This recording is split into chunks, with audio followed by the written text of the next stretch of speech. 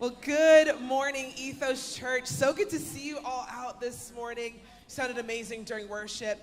Well, hey, my name is Andrea, and before we jump into Ethos News and our teaching this morning, we want to do something special. We have a special guest with us this morning. As you guys know, here at Ethos, we have a heart of generosity, a heart for global missions, and we love the country of El Salvador, the people of El Salvador. They are on our hearts, and we partner with Pastor Giovanni Bonilla and his church in San Miguel, El Salvador. Yes! So we're just honored that he's here taking some time with us this morning, and he's just going to share for a few minutes what's happening in El Salvador and what you're giving and what your generosity is doing in their country. Wow, thank you. My name is Giovanni. I'm super happy to be here. Thank you for having me. In behalf of our people, thank you very much for all the support that you have been giving us as ministry, as churches in El Salvador. I was with you guys in 2019. In an Ethos service, and Pastor Jordan and Courtney, his wife, they were praying for me before we were sent into this city in San Miguel. We didn't know about the pandemic, so we were in the middle of a pandemic in a city that we don't know, no friends. No, that was so complicated. But sometimes we need to figure out what follow me, the words that Jesus is calling us, means in our lives. So we decided to go, and we started that. So pandemic came, but after that, a year and 2 months ago, we start having life group in our house again, and now we are 12 people coming regularly to our house. So we're looking forward to start having something Sunday mornings to these people. We are using every opportunity that we have to share the gospel, to share the good news with people in the community. We really appreciate that you have been sending us mission trips to El Salvador.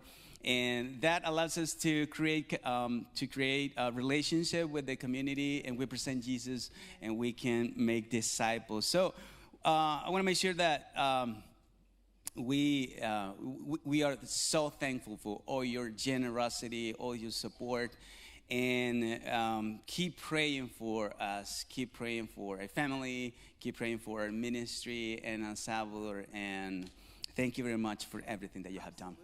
Absolutely. We love this family. We're honored to partner with them.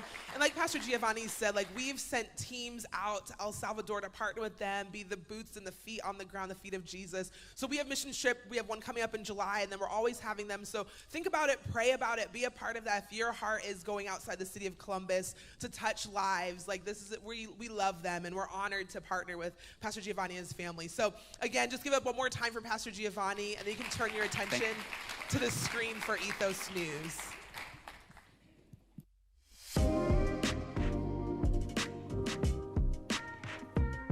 Hey everyone, welcome to Ethos Church. Thank you for being with us today, whether you're in person, online, newer to Ethos, or have been coming for some time now. We want to take a few minutes and let you know all that is going on in the life of our church. If you're new with us today, we want you to feel at home and know that this is a safe place. And thank you once again for being with us. We also want you to know that church for us is so much more than just a Sunday service. And we want you to know that there's a place perfect for you right here at Ethos. One of the best ways you can get connected with us is to fill out a connection card, which you can fill out right on your phone using the instructions here on the screen, or you can also fill one out at the In This Together table on your way out today. Whichever option you choose, be sure you still stop by that table after the worship experience concludes so we can meet you, learn your name, and get a gift into your hands. Just a small token of our appreciation for you being with us. For every card that gets filled out and submitted, we will give on your behalf to Out of Darkness. They are a local organization whose mission is to fight human trafficking right here in our city. And their work ensures that every individual they meet is offered hope of a path towards freedom. If you are curious about ways that you can practice generosity today, there are several different ways that you can do that. You have options available to you such as text to give, Venmo, online giving, or at the drop box in the back of the room on your way out today. If you're newer to visiting Ethos, we pray that your time with us today is refreshing, and we hope it's a gift in your life. Today, during the 11 a.m. worship experience, we will be hosting an interest meeting for My Village Ministries. They provide support for families in crisis by placing children with host families for a short period of time while providing coaching and training for parents and welcoming those who are isolated into a Christ-centered community. This meeting is for those interested in learning more about this organization, as well as the wide range of differing opportunities to get involved. On May 13th, we will once again be partnering with the Bear Foundation by hosting our annual block party.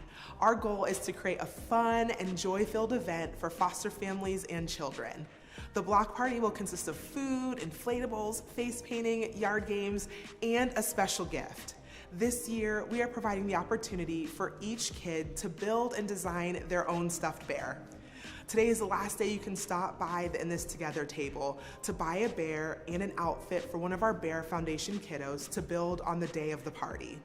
If you would like to serve at the block party on May 13th, head to our website to get signed up. Coming up in just a few short weeks, on Saturday, May 20th, is our building open house. This is a drop-in style open house held between 11 a.m. and 2 p.m. to see the amazing space that God has blessed us with and all the things that will happen there.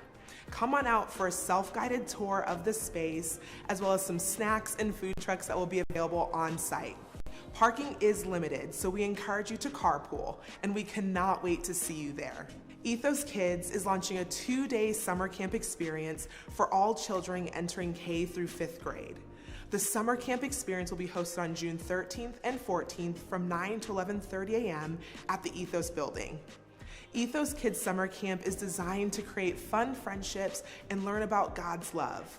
The 2-day camp experience will include fun games, worship, silly skits, a meaningful Bible lesson, and activities to carry the lesson home each day. Our leaders are looking forward to a fun-filled summer camp together. You can find further information as well as registration on our website. And for any kids who have completed 5th grade and are moving into middle school next school year, we encourage them to join the Ethos Youth Summer Camp experience. Thank you all once again for being with us today. Let's dive into week 3 of our series on Relational Reformation. Well, good morning, everybody. Do you like the person you're sitting next to? That's right, come on. Hey, well, I'm so glad that you're here. If I haven't met you yet, my name is Vinny, and I have an incredible privilege to serve here with this church family. Today, just like Andrea said, we're continuing our series, Relational Reformation. And as we discussed and prayed about different ways and opportunities that we can just come together as a church family to lean into God's way for relationships, we landed on the topic of parenting. And so today's message is actually called Parenting Through the Seasons. And as a single adult without any kids, I would not be remotely qualified to teach and speak on this independently. So we have an incredible panel of friends and people from our church family to, in humility, share their experiences and wisdom and insights, ways that they've learned and grown along the way of parenting their own children. And the reason why we are leaning into a panel approach as well is that when we look at the scriptures, a lot of times we see the ways in which Jesus taught was through conversation with friends. Additionally, we really believe that we're better together. And so there's something that each panel member could offer each and every one of us. And lastly, I just want to acknowledge the reality as we talk and lead into this topic of parenting, that it could potentially be one that is painful. Maybe you're a single adult and you're desiring to be married and have children of your own one day, and you're in that season of waiting right now. Or perhaps you're married and unable to have children, and there's a heartache there as well. Or you're a single parent, whether because you lost a spouse or if you've experienced divorce and you're just wrestling through what it looks like and means to parent God's way. You could be a blended family, or you could be a student, a high schooler. And here's what I want you to know, wherever you are on that parenting journey and spectrum, because we're all somewhere, that first and foremost, that we are praying for you, that we're in this thing together, we actually pray that God would give you the desires of your heart. Second, that this, whether you have a family to call your own at home, that this place can be a spiritual family for you. And lastly, that parenting isn't isolated just to the home, that it can occur in this church and within your friend groups and your community outside of here as well. So before we move any further, I just wanted to pray, because I believe that there is something that God could speak to each and every one of us, no matter where we are on that continuum. Well, let's pray together. Jesus, we just thank you for today. We thank you for this place and this space that we can just experience you through community, through conversations, through your word, and through worship. God, I thank you for every single person who is here. None of us are here by accident, and there's something you want to speak to the hearts and souls of your people. So God, would you just give us open hands and open hearts to hear and to receive from you this morning?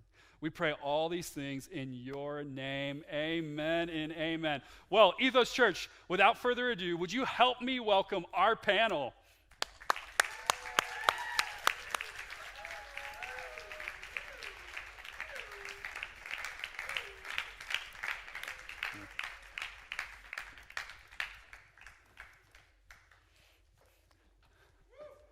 There we go.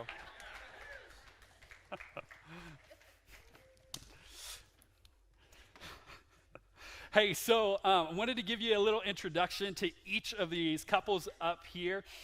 First, we've got the Barchies over here to my left, Brian and Candace. There's some fans in the house. I've known the Barchies for 13 years. That's really wild to think about. So before they were married and then was at their wedding, I looked a little different then. I didn't have a, Barchie and I both didn't have beards now that yeah, just a little bit different. You guys have 3 amazing girls, ages 4, 6, and 8. And when I think about you guys, I just think about just your heart, your passion, your commitment to people, to Jesus, and really how you're all in to everything that God's doing. Next, we've got Keith and Jennifer Fields. They've got, come on, there we go. They've got a high school student and 2 college-age children as well. Grace is about to graduate from college, and you're really nearing that season and phase of being empty nesters, and yet you are not stopping the parenting side of things. Not only are you parenting your children, but I see you being so intentional to be spiritual parents of sorts. Here at church on Sundays, I see you always sticking around, talking and connecting with people like 30, 45 minutes after service, as well as your involvement and investment into Young Life students and leaders, as well as here at Ethos, you guys lead and are part of our premarital mentoring team. And just walk alongside couples as they prepare for the beautiful journey of marriage together. So thank you guys. And then lastly, but certainly not least, we've got Dana and Carol Donnell. Come on. You guys are some of the most welcoming and embracing and loving people that I know. Like, I don't know, if you guys ever need a hug on a Sunday morning, you need to just find these guys because they give the absolute best hugs. You guys are just big spiritual mama bears and papa bears to our church family. It's so beautiful. You also have 2 adult children and 8 grandchildren, ages ranging from 4 to 16. So, and your 16-year-old grandson, you guys just took to Florida with you guys for a trip. And I love just how intentional you are with your grandkiddos as well. So as we jump into this conversation, because that's really what this is meant to be, we wanted to have a conversation together and kind of almost just let you guys in on it. But before we dive in, there's this verse that I wanted to share, which I think is just a beautiful framework for our conversation about parenting, and it's in the book of Deuteronomy. It says this, "And you must love the Lord your God with all your heart, all your soul, and all your strength. And you must commit yourself wholeheartedly to these commands that I am giving you today. Repeat them again and again to your children. Talk about them when you're at home and when you're on the road, even when it's really busy, when you are going to bed and when you're getting up. I think this is, again, just a amazing framework for what God's laid out, that, hey, our parenting, both in our home and being a spiritual parent, it first and foremost begins with our love and commitment and relationship to Jesus, and then carrying that into any realm of the parenting journey. So I wanted to dive right in, and we're going to kind of jump into the deep end of the pool with a question for the fields. You know, you guys have been in all kinds of different seasons and stages of parenting. How has your approach to parenting changed and adapted over time? Yeah, so I think there's a couple things that have been really helpful for us in our journey of parenting. One being to keep the big picture in mind, knowing that the end goal is really to have a healthy friendship with an adult child one day. I had a note card that I kept in the stand by my bed that said, the relationship you want one day with your child starts today. Wow. Because some days in parenting, it's really long and it's really hard. And some seasons are even like that. And so it was just helpful to us to remind ourselves that, what the end goal is. And that's what we're, really working and hoping for. And so along with that, another thing that we found to be really helpful was a parenting study that we did several years ago, and they described parenting in 4 stages. And we have found it to really hold up and be true. Yeah. We're in the 4th stage with 2 of our 3 kids. So the first stage is that the birth to 5 years, and they call the discipline stage. Because you're doing a ton of it. You're really establishing those boundaries. You are really in charge of what influences your kids have, who spends time with them, those sorts of things. The next phase is what they call the training years.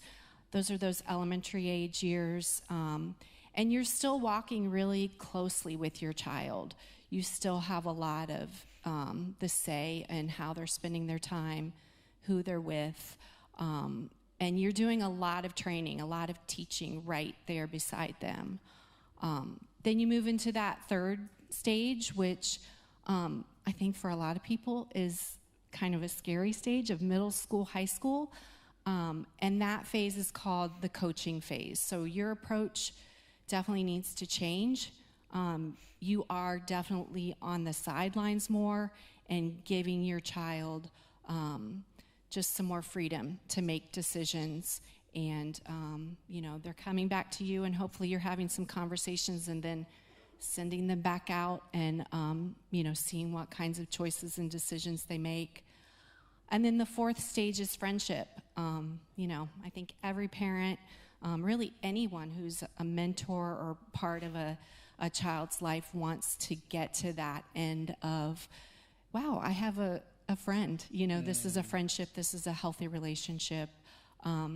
So keeping that big picture in mind, knowing sort of when you need to go to the next phase. I think that when we've had times of maybe, wow, this isn't working, or there's some tension in this relationship, a lot of times it was us not moving to that next stage, wanting to hang on and keep a little bit more control than what our child needed, and having to back off a little bit. So those were helpful things for us. That's great. I love that you described also even the friendship stage, that being where you are with 2 of your kids too. And it's so cool because I just saw Keith this past week at a coffee shop with your oldest, Grace. And it was just so cool to run into you guys and seeing that intentional investment into the friendship. I think it just speaks to your character, and probably also just that intentionality in every single phase. That's fantastic. Thank you. Barchies, you guys are in the earlier side and phase of that journey, right, with 3 young girls at home. So I wanted to ask you, how do you as a couple stay unified or unify when in your parenting and parenting approach, as you might come from different parenting styles and backgrounds and all that? Yeah, I think we have to communicate, be on the same page. I think the more we pray together, the more we're going to be unified. Yeah. I think that even before all of that, like the most important thing to parenting, I think we have to try to nurture our own personal relationship with Jesus so that they're getting him and not us, right? Like John 15:5, if you remain in me, Jesus says, and I in you, you'll bear much fruit. Apart from me, you can do nothing. So if we're just giving them some parenting book wisdom, that's not what they need, you know? I mean, it can be helpful, it can be good, but they need Jesus, and we definitely need Jesus too. And, you know, I'm also just thinking of Proverbs 3, 5, and 6. Trust in the Lord with all your heart, lean not on your own understanding, in all your ways acknowledge him, and he'll make your paths straight. You know, same line of thinking. But, you know, we've done parenting studies with other couples where we definitely learned some lessons that are going to stick with us forever. But sometimes, like, honestly, we will, like, I might be in a mood, or Candace might be in a mood, and it's 3 small kids, and we had a long day teaching students at work, and one of us, you know, might react kind of strong, and it'll be like, you okay? You need Jesus right now? Like, you know. Don't we all? But I think in terms of being unified, giving each other grace, we didn't mention this last time, but not really showing disagreement strongly in front of the kids. Like if we have to have a conversation behind the scenes and be like, hey, next time we see something like that, we should probably make an adjustment like this. But that's super helpful. But modeling humility and forgiveness and all of that. So. Okay. One of the things I was thinking about too, just kind of, and anyone can answer this, but just thinking about discipline, right? Like we see in scriptures, like it talks about how God disciplines those whom he loves. And to be honest with everybody, I'm still trying to figure that out fully. But there's a reality where there's a discipline phase of the book. You guys talked about it a little bit too. Like how do you wrestle with, hey, and talk to me through a little bit in the parenting approach of disciplining in love. I tend to be the lenient one. Mm-hmm. So Carol's the enforcer. I think she has more of a vision than I do. So that created a problem between us because I just wanted to be the good guy. Mm. And how'd that affect you? that's I didn't really feel backed. I didn't feel backed, and it creates tension and like a barrier. So if you're not on the same page, if you don't get it to a point that you're both on the same page, it ends up being a problem between the two of you who are supposed to be working together. Yeah. So I think it just has taken, it still does. I mean, we talk through a lot, like what is the purpose of what we're asking of you, you know, of our kids. I mean, I think you can lay those things out with understanding, but kids will still be kids. And so you have to draw a line, and there are consequences. But you do it in a way that's respectful to them, because I know I was brought up with a father who yelled all the time and who used intimidation to control. And that did not bring relationship. It only made compliance and living a separate life behind the scenes. Mm-hmm. So I just think it's important for kids to understand why you're doing things and that the boundaries are set for their good, but you do it in a respectful manner. Yeah, I would say something that Barch always does really well with our girls is kind of explaining them that, like, the goal in us setting those boundaries is so that they're able to experience more joy and more freedom and more fun. It's not that we want to be the end of all fun, but that we want them to understand like safety and self-control and those types of things so that they can experience, like delayed gratification and as they're older, more freedom. And I think too, we have done lots of reading on just parenting and discipline, and I grew up just with a single mom, and so my understanding of parenting was like, mom is the boss. Mom knows what's going on, and I would say when we first started having kids, I was naturally just more. It was just more natural for me to like take charge and know what to do, and so sometimes I have to like step back and really bite my tongue and not step over him when he's giving feedback, and just noticing those types of things so that the girls see, again, that unity, that we're on the same team, like you're not going to play mom and dad against each other, but like what dad says, mom's going to also say. What mom says, dad's also going to say.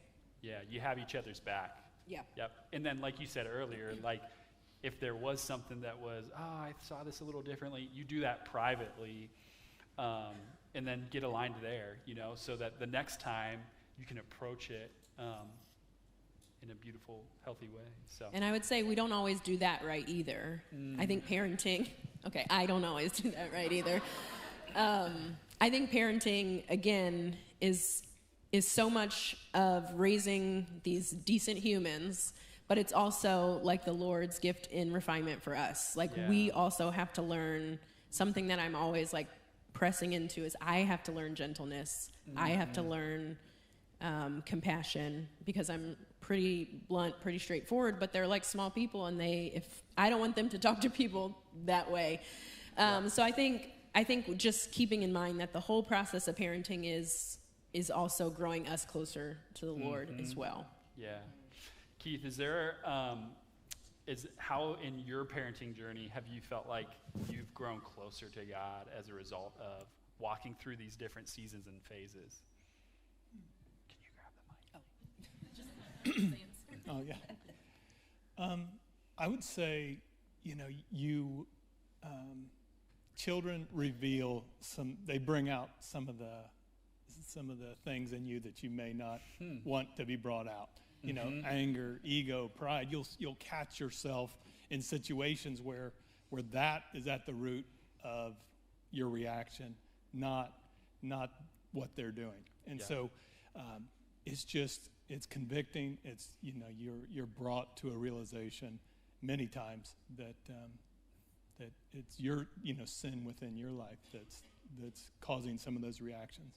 Yeah, it's like kind of having an open-handed posture for God, for ourselves, not just with our kids, but for ourselves to say, Lord, like almost like break anything within me that isn't of you, right? And change me, transform me. Like there's a renewing process that God does through parenting is what I hear you say. That's beautiful.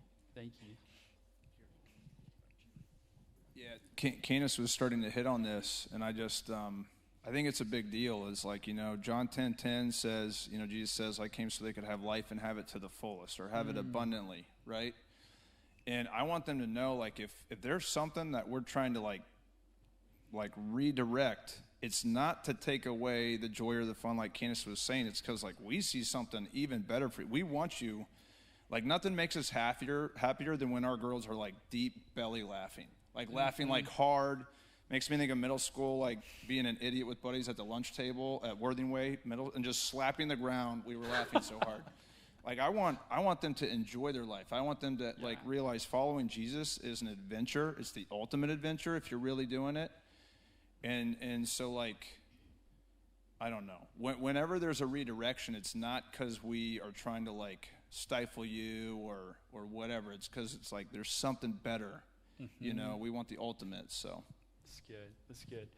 Dana and Carol, you've walked through so many different seasons of parenting, from becoming new parents to young parents and elementary, teenage, young adults, now having grandkids. What does that process look like for you both as you've trusted the Lord with your kids? And also, what have you learned and how have you grown personally through that parenting journey? Okay, I'll start off. When we were in the delivery room with our firstborn, you know, and that's a pretty intense environment. And so when Lauren was born, I said to Carol, "You did it. We're done." And the nurse handed Lauren to me, put her in my arms, and when she was doing that, she said, "Well, no, it's just beginning." I thought, what a buzzkill, right?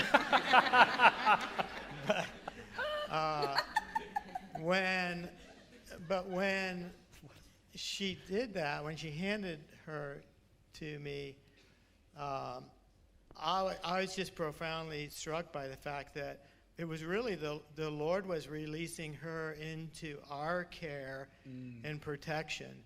You know, so we talk about releasing our children into the Lord's care, and it's like it goes both ways. You know, initially they get placed into our care, and then as they grow up, things change, and that's really difficult for me to give my kids over to the Lord. I tend to be an intervener, and that can be good, you know. I mean, if you care for somebody, you intervene in their life. But it can also be bad because the Lord has intention in difficulty.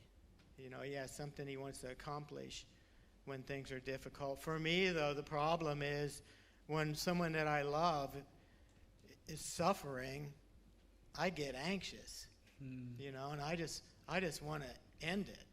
I want to intervene and end it. And I find then that what I'm doing is I'm living out of anxiety instead of following the Lord. There's a tension that exists there. So there are some things, you know. What was the second part of the question? How have you grown? How have you grown personally through parenting? What has God taught you? That he loves me even though I make gazillions of mistakes. That he's always faithful, and that no matter where the tension is or the struggle is, he's shown me that he can enter into that and give me understanding in it so that I can walk in it. He's shown me he's faithful. And that he loves my kids and he loves me. Yeah. So. Yeah. He loves our kids even more than we could. He does. Which is sometimes hard to imagine. Yes. Yes. Yeah. You know, for me, I'll tell you when I release my kids into the Lord's hands, and that's when he brings a situation into my life and I realize I'm trumped. You know, it's bigger. This is way bigger than I am. And so, I mean, I still have a choice. You know, I can complain and murmur and, you know, be upset. But I want to choose to trust the Lord in the situation that's out of my control. And that's just a process. But that's usually what it takes for me. I got to be in this place where, man, I just don't seem like I have any other options. So, unfortunately. Yeah, I think for anyone in a parenting journey, there are situations in our kiddos' lives that are going to be totally out of our control. And Dana, like you said, they definitely create a wrestling and even anxious thoughts and feelings sometimes. I want to open this up to the whole panel.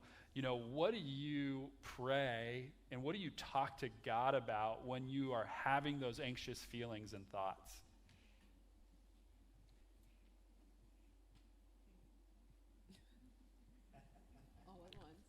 All at once. Oh, sorry, real quick. I just wanted to say one thing on the last question in terms of what is the Lord teaching us as we're parenting. And I just wanted to say, like, I feel like, like as a parent, I know my girls are going to make mistakes daily, you know. It doesn't affect how much I love them. Now, I'm limited because I'm a man and I'm human and I can't, like Jesus' love for us is limitless, right? Yeah. But ours is limited. But sometimes I don't let the Lord extend that grace onto me. Like, I'm hard on myself if I'm like, oh, I should have spiritually performed at a higher level, or I knew better, or whatever it would be.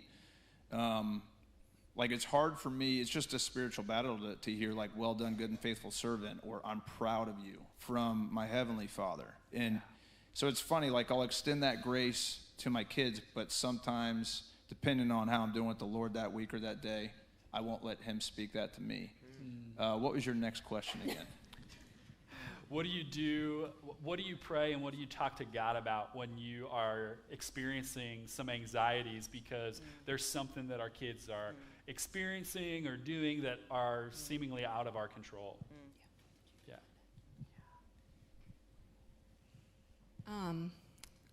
I think I usually have to sit in conviction and wrestle with my lack of trust.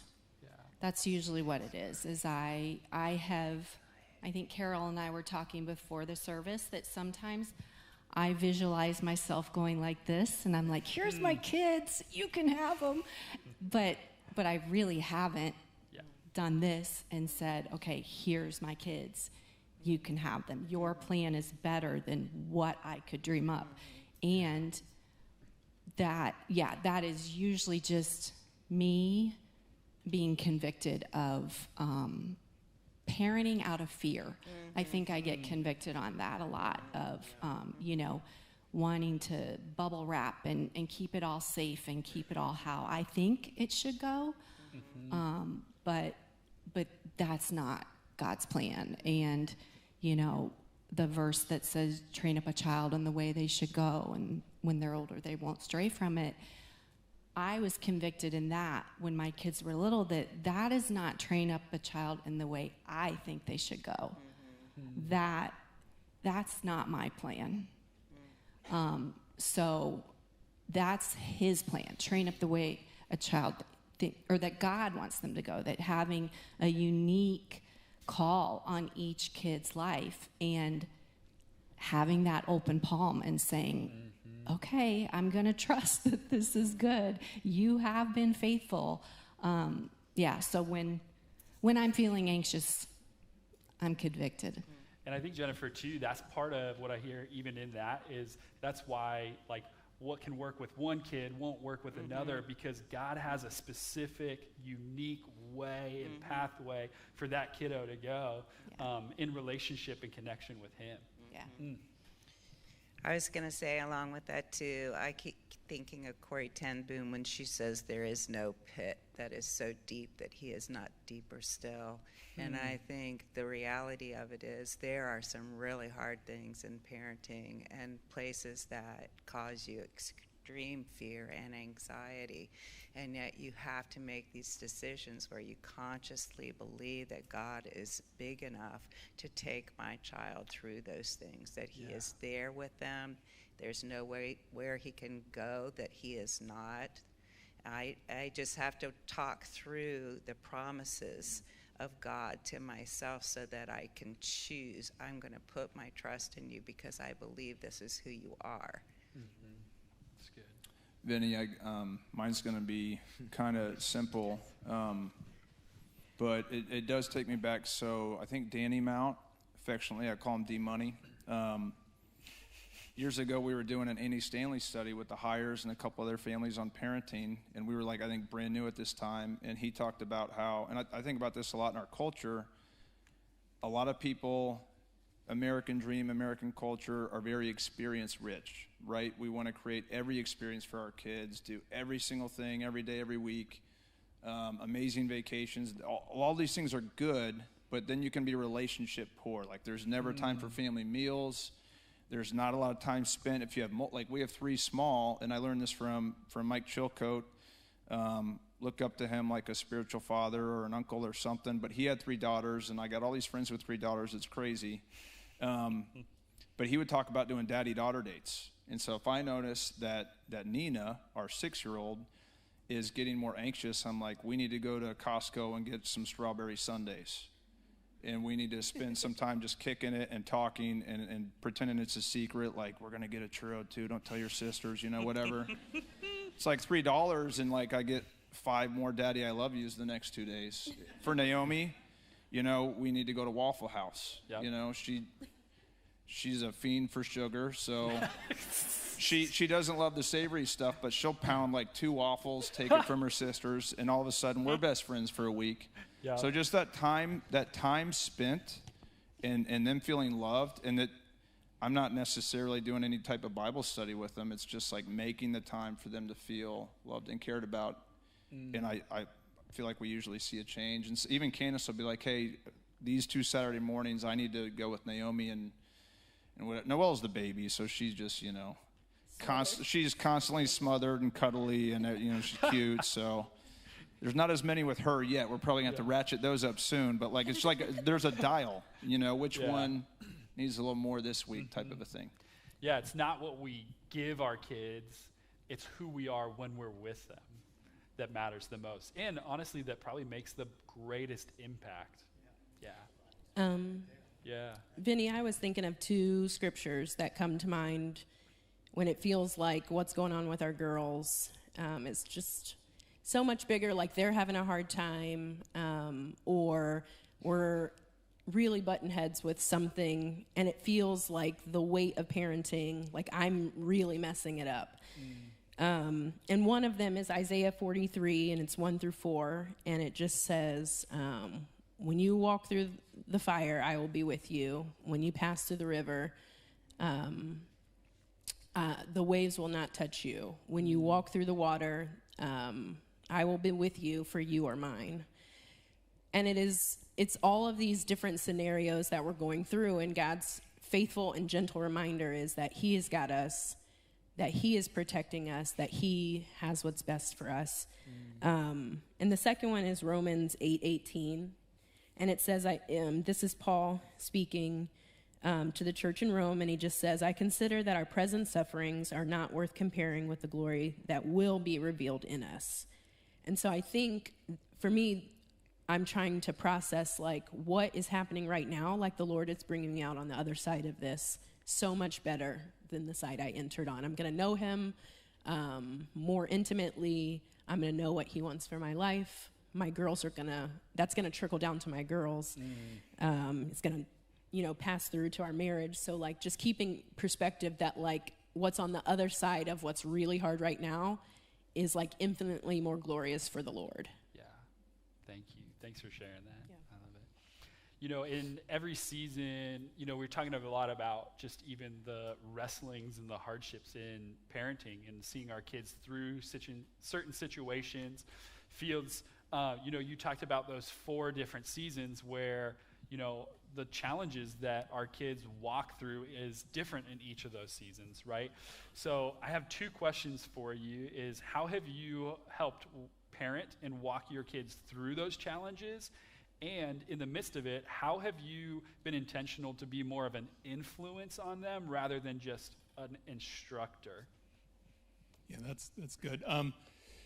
One thing that's kind of stuck with us, and it's one of our favorite authors, he said that it's your behavior, not your advice, not your instruction, that makes your kids want to be like you and someday want to spend time with you when it's their decision to do so. Yeah. And it's your behavior that gets or determines the amount of respect someone and your kids have for you.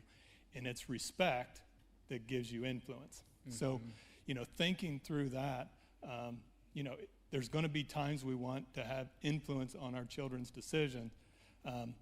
That is going to be determined by the amount of respect they have for us, and that's going to be determined by our behavior now in that future date. So really trying to think in the longer term about the relationship over the rules, really kind of that focus, and just looking for ways to be for your kids, to be with your kids, to give them the benefit of the doubt in situations where you might be inclined not to, looking for ways and actions that tell them that you love them, that you're proud of them, that you think they're great. Yeah. Those are the things that we've seen. Yeah. Did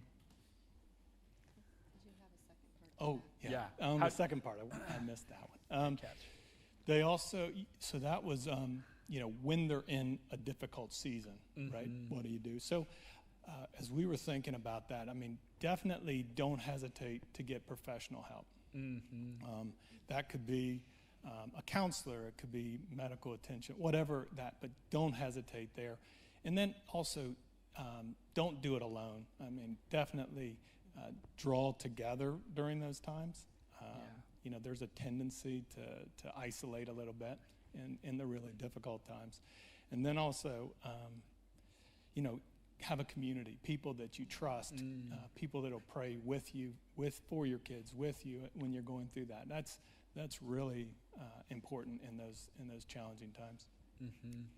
Yeah, I would add, I think it's important that someone is praying for your child, someone that you trust. I think especially it gets tricky when your kids are older, that you respect their privacy when they're going through something that's hard. But you need someone that you can trust, that you can share what's happening, that they're praying for your child. But make sure that you also have someone who's walking through that with you. You know, your spouse, if you're married. But even when you're married, I think each spouse needs someone else who's not emotionally entangled in it to pray for you, to kind of be a person to just share what you're going through, to give you a little bit of a outside perspective. So lean into community, lean into those friendships, and fight for your kid. You know, sometimes it requires hard decisions. You've got to, you know, change a path or reprioritize your own life for that kid. Yeah, that's good. Dana and Carol, as we talk about prayer, what are specific prayers that you have prayed both for your kids and grandkids over the years, as your heart and desire is for them to know and serve the Lord? Want me to start there? Yeah. Okay. I don't know that we raised our kids with the goal for them to serve the Lord. I think that our intention was that we wanted to raise our kids so that what Keith said about behavior, I think is just like, that should be on a loop. But we just wanted to represent who God really was. And I mean, we both come out of some pretty messed up lives, but the Lord pursued us. And when we humbled ourselves and asked Christ to come into our lives, we like Phil, Carol and I feel like we were rescued. And so we try to live our lives where out of our heart comes the reality of this gratitude and thanksgiving. And so our desire, you know, for our kids was that they would love the Lord. And that the Lord would insert seeds into their heart where they would really want to please the Lord. And we thought, well, everything's got to follow after that, right? You know? So, yeah. That's, yeah. She's just saying a good amen. Right? Come on. Yes. I would just say serving the Lord should come out of loving him. Yeah. I just think when it's just serving the Lord to get recognition or to get your kudos or whatever it is, position, that is not what the Lord's after. I mean, I just think when you see how good he is and how much he loves you and his intent for you, that's what spurs wanting to serve him and wanting to be pleasing to him. That's good. That's good. Birches, you kind of touched on this a little bit about kind of grace and forgiveness, and wanted to ask you guys, how have you been intentional to really shepherd and teach your kids genuine grace and forgiveness as they say that they're sorry, versus it being more prescriptive or, hey, you have to say it, in period. But yeah, I think initially it was definitely prescriptive of like, you did this to Nina. You need to tell her you're sorry. Nina, Naomi's apologized. You need to forgive her. And a lot of that came out of just my own upbringing. I also am the middle of 3 girls, just like I have 3 girls. So when my mom wanted us to resolve conflict, a lot of times she would like put 2 of us in a t-shirt together. And we literally just were there until it was done. And so a lot of times it was like, fine, I forgive you. It's just get me out of this t-shirt. And it was more of like a means to an end. And so for our girls, I really wanted them to be able to recognize, one, that they've hurt someone, and that something needs to happen in order for their relationship to be reconciled. And so I was very intentional of wanting our girls to apologize, but also on the other side of it, to offer forgiveness. And I would say that is something that we are about. We are about apologizing when we've done something wrong. And then we're also about offering forgiveness because, like, we want our girls to see that, like, we've been forgiven tremendously by the Lord. And who are we to withhold that from someone else if that's been given freely to us? Yeah, I got something. Yeah, it was funny, just totally unplanned conversation I was having last Saturday night with a friend that lives in the Powell side, and he's got a son that's a 6th grader now, I think at Liberty Middle. And he was just talking about how 6th grade, in our district, that's the start of middle school. What a crucial year socially and all these different things going on. And he and his wife, we look up to them so much. We love and respect them. They've had a huge impact in the school district, especially over at Liberty. And he was just saying how much they mess up, like in dealing with their first middle schooler. And he's like, thank God, like this one was the middle schooler first so we could make our mistakes, because this one's a little, like they respond faster and get over it faster. But he just said how much and this all relates to kind of what we're trying to model with our girls too, even though they're not to that level yet. But it's crazy. You drive and I see a middle school and I'm like, Naomi's going to be a middle schooler in 4 years. I'm like trying not to cry, don't be soft, whatever.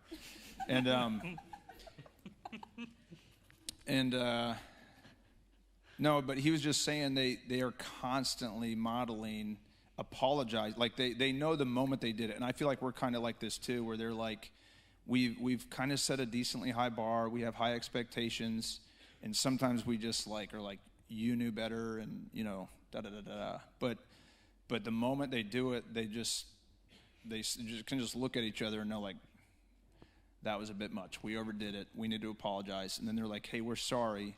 We messed up. Here's why we messed up. Here's how we're going to try to adjust and not do that again. And then it also models for their son that he can do the same. Like, he doesn't have to be perfect because they're not pretending to be perfect. And then, he can apologize and he can ask for forgiveness.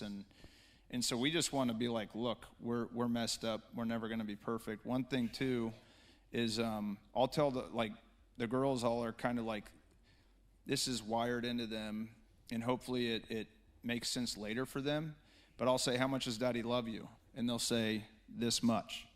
But they put a limit on it, like the fingers aren't pointed out. And I'll say, well, how much does Jesus love you? And they'll say, infinity. And they'll go like this. And for them, it's just kind of this silly thing Dad says probably right now. But I hope that long term they realize there's no limit to Jesus' love for his people. He proved that once and for all on the cross. He offers us life, like we said, abundantly. He has good plans for us in our future if we walk into them. And I wasn't planning it, but I also think just Vinny, you and we've seen this leading Young Life at Orange together. We have seen communities thrive with parents following Jesus, with their kids following Jesus, united in the Spirit, and just a lot of people meeting the Lord and families generationally changed in this district. And I just think too, man, we can be excited about attacking this thing together and just loving God, loving others, loving our kids.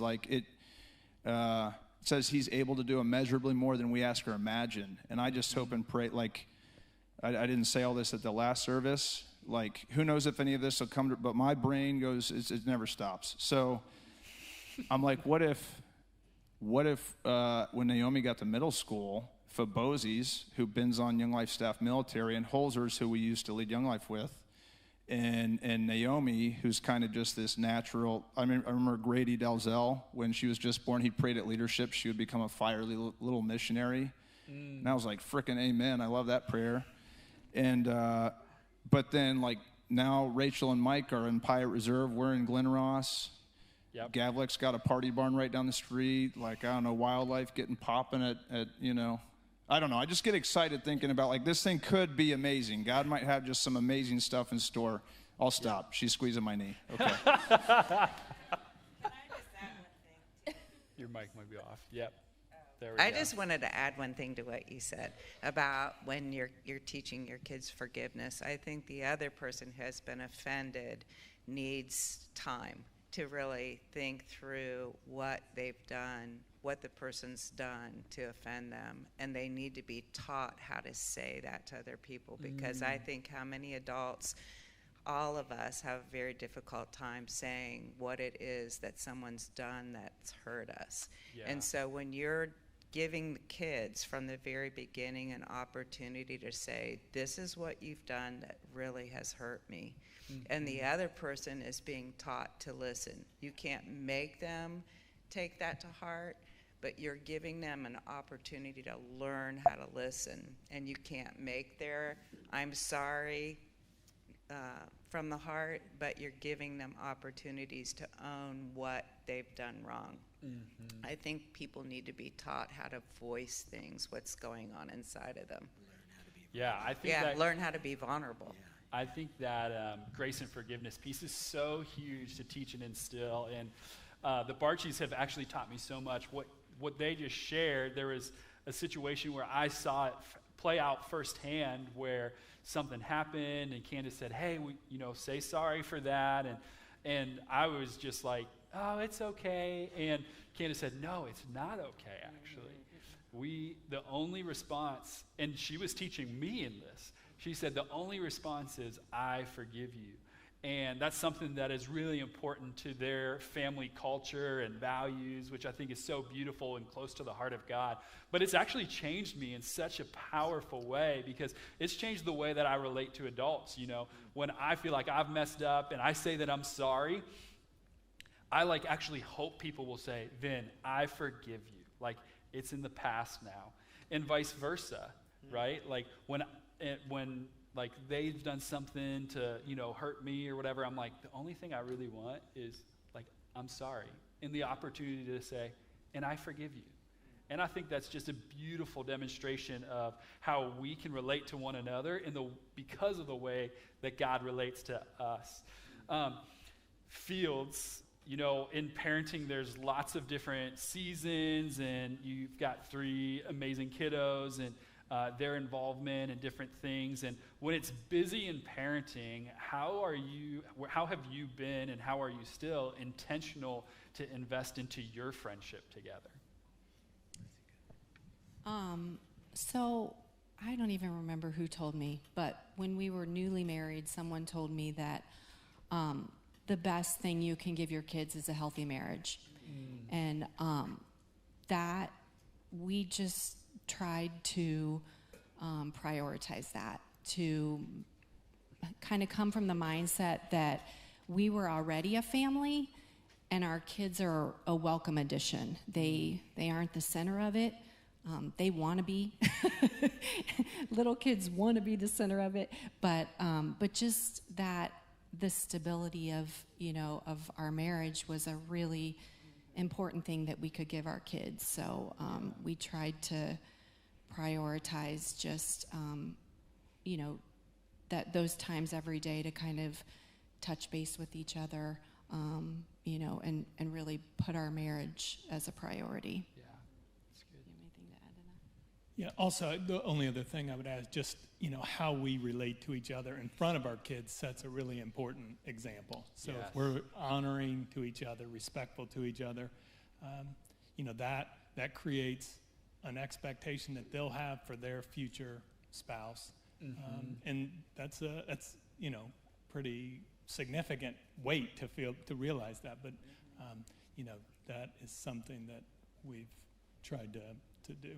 Yeah, it goes back to what you were saying before too, Keith, like modeling in front of them. It's not just simply what we say, but how we live, and just hoping and praying that they'll pick up those things, that God really has told us that, hey, this is how relationships are supposed to look, and here's how you can live in harmony and peace and grace and forgiveness and all the rest.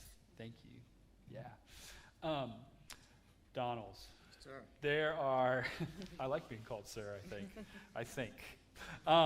But there's everyone's story is a little bit different. And there's individuals in our church family who are single parents, who have perhaps experienced divorce or are a blended family. So what would you say, and how would you encourage parents who are parenting solo or see their kids half of the time because they're in split households, and where even specifically there may not be alignment in those two households and potential fear for the children? Well, that's a big job. Yes. All you single parents, you're amazing. Amazing. I really encourage you to have some good friends and a community that will support you, that you would bring into your kids' lives any kind of support system that you can have. All you young people who desire to be married at some time or desire to have kids, I mean, being a big brother, big sister would be a tremendous help to single parents. I think having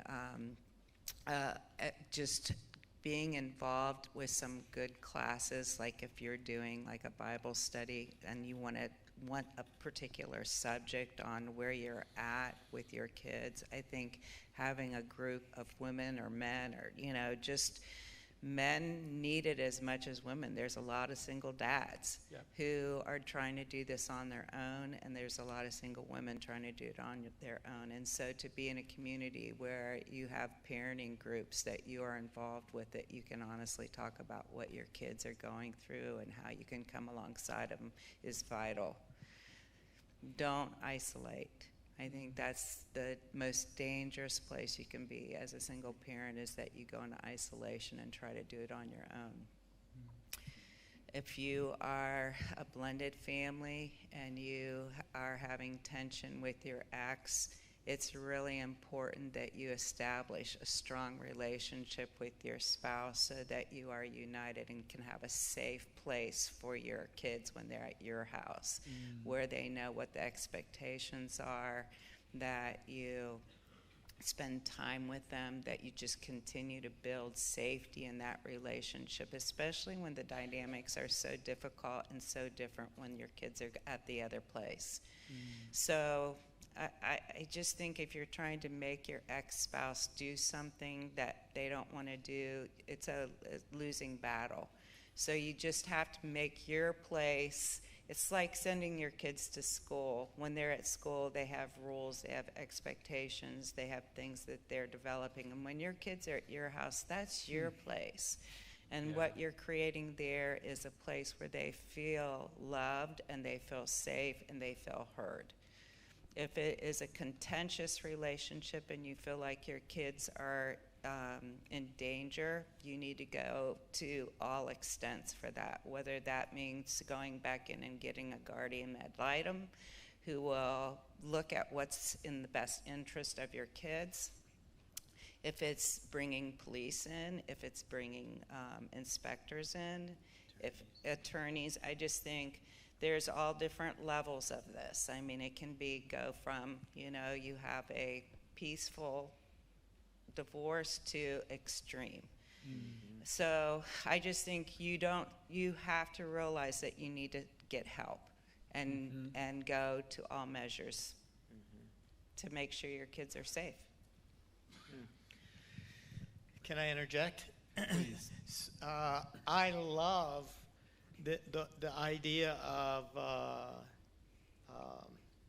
single people being sensitive to single parents. You know, we all, if we're single or not, we all have like goals and desires, and we intentionally do things to meet those goals.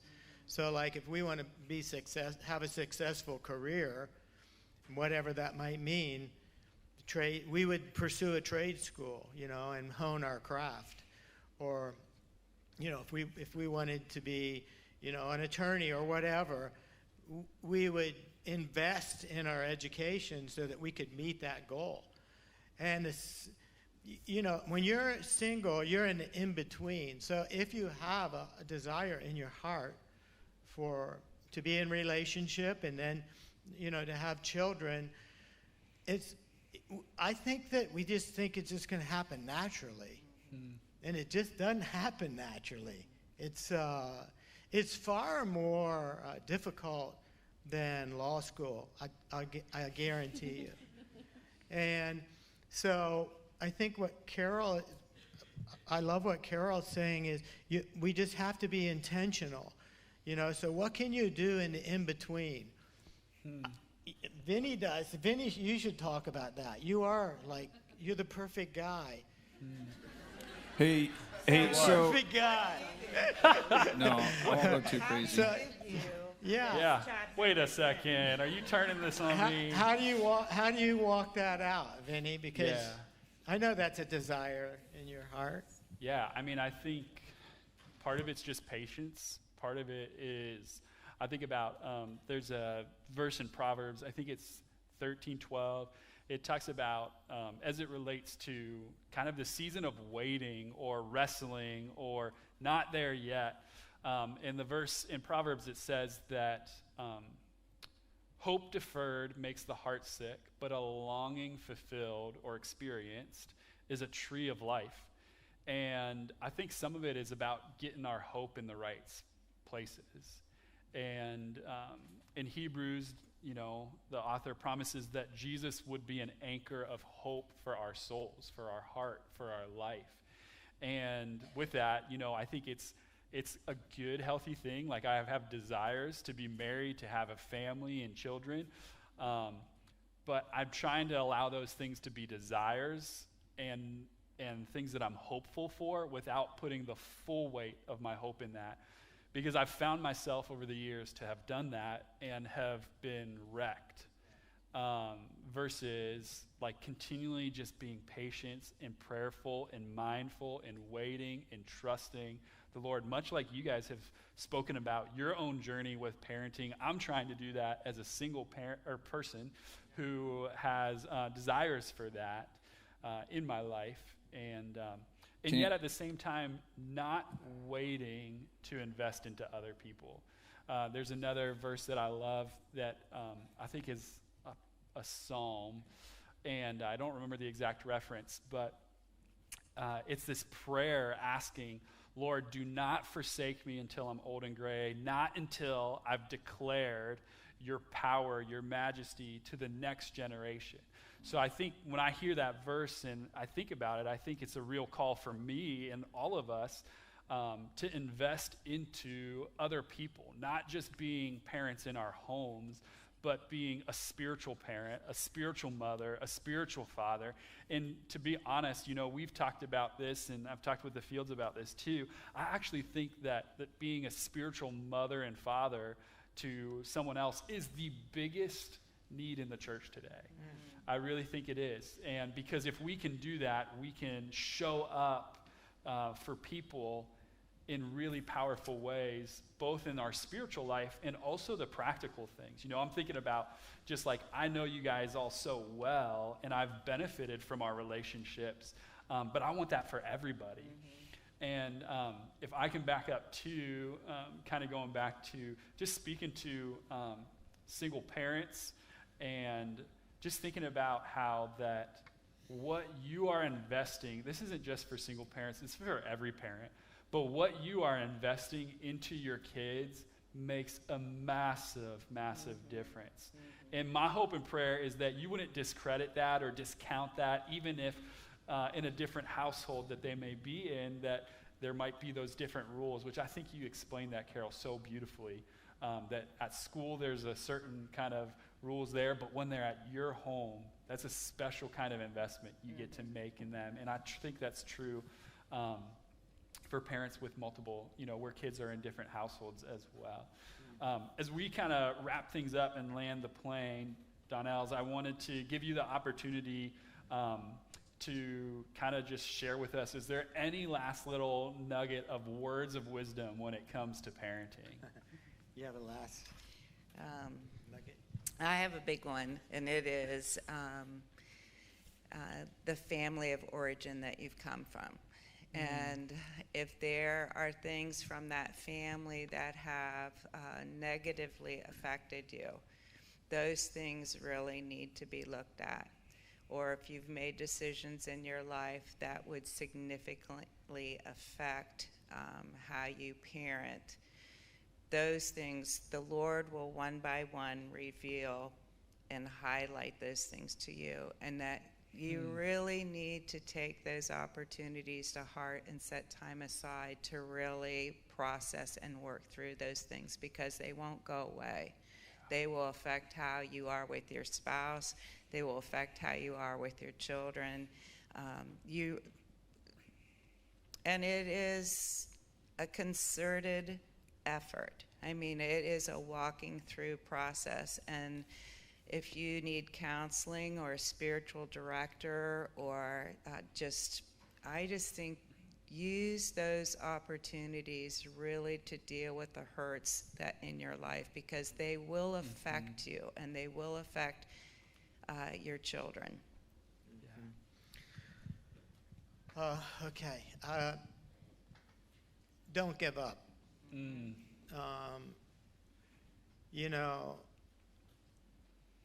There's probably people sitting out here right now, and you feel discouraged and downtrodden because you've made mistakes. Welcome to the human race, right? There's this passage I'll read, which I think is just lovely. It's in Psalm 32. Yes, what joy for those who record the Lord has, whose record the Lord has cleared of guilt, whose lives are lived in complete honesty. We have this bend in our life where we want people to perceive us in a certain way, and I just love this passage to know that you got to know that in Christ you're completely forgiven. Yeah. And it's interesting to me, the order. Know you're forgiven. Now let's just live in honesty. Just be your messy self. Life and parenting is a race. It's a long marathon race. And if you could imagine yourself running in a race, and you are on the last leg, and you trip up, and you fall on your face, and you in the disappointment that you experience in that, and the embarrassment that comes from it, and if you could just imagine looking over on the sideline, and you see Jesus, you can spot him pretty easy because he's the only guy wearing a tunic, right? And he's got this crazy inviting smile on his face. And he's jumping up and down, he's waving his arms, and he's so out there because he cares about you more than he cares about what everybody else's opinion is. And he's yelling, "Get up! Get up! Get back in the race." I think that's the voice of God for each of us. We fall on our face. The righteous man falls 7 times, the scriptures say, only to rise again. So rise up. So good. hey, we're gonna go into really a family and response time here. We do this as a custom of our church and our kind of house, is that we want to see and hear from God. What we've said has been amazing. What you guys have shared has been phenomenal. But we really want to hear from God, and we want to give a time to stop, slow down, respond, and listen. And there's a couple ways that we can do that today as a family. Is we've got 2 tables at the front of the room here, and they've got communion cups there so that you can take and participate, remembering the love of our Heavenly Father, which was demonstrated through the sacrifice of Jesus. These folks up here, as well as our prayer team, are going to be down front. If you want prayer for anything, whether it's parenting or there's something challenging that's going on in your life, we want to pray over you as a spiritual parent. There's also note cards where you can write a prayer request and leave it in the bucket. And as parents, we all want to get it right, and we just want to help as a church. And so we've created this email address here that's going to be up here on the screen, parenting@ethosoh.com. We'd just love to hear from you. If you've got a question or a concern on your parenting journey, if we can serve and support you in any way, would you just let us know? Just send us an email, and we'll get back to you, because we really want to live life together as a family and walk alongside you as you parent. But not just that, like we said at the beginning, some of us, we're not parents yet. We have a desire to be, or you're a single parent, or there's some people who just aren't called to build a family in the home. But every single one of us is called to build a spiritual family, to build God's family. And so what I wanted to do is, as we close up here, let's all stand together, and then Dana and Carol are going to pray over us as a family. And then we're going to go into a time just of silence, and so that we can respond. And all those elements, all those ways that we can respond that I just described will be available to you as soon as Dana and Carol finish praying for us. Yes. Well, Lord, I thank you for every person that's here today. And I ask, Lord, that you would reveal to each person just gifts and talents that you've given them, and that you would show them the calling that you have on their life. I ask, God, that you would make a way for each person just to see who you say they are, and that they would walk in it, Lord. I ask, Lord, that you would minister to the brokenhearted. I ask that you would help those who feel frustrated and defeated. I ask that you would pour in encouragement, that you would lift their eyes up and help them focus on you, Lord. I ask that you would help people pursue community and friendship and honesty. And I just thank you for this opportunity, and that what you really want to use family for, Lord. Sadly, not all of us have experienced a good father. And it's interesting to me that God calls himself a father. Because, the longing in our heart is that we would know a good father. And Lord, I would ask that here we could open our hearts to receive your love that you willingly pour into us. That we would hear your voice affirming us, and that you, by your mercy and grace, would begin to redefine our lives and pour hope into us, that you're establishing a whole new generation. You're defining a whole new generation. And just give us, Lord, the ability to make the kind of choices to walk in what you have for us. Amen. Amen and amen. Well, Ethos. The table is set, the space is available. Let's lean in and ask God what He would have for us.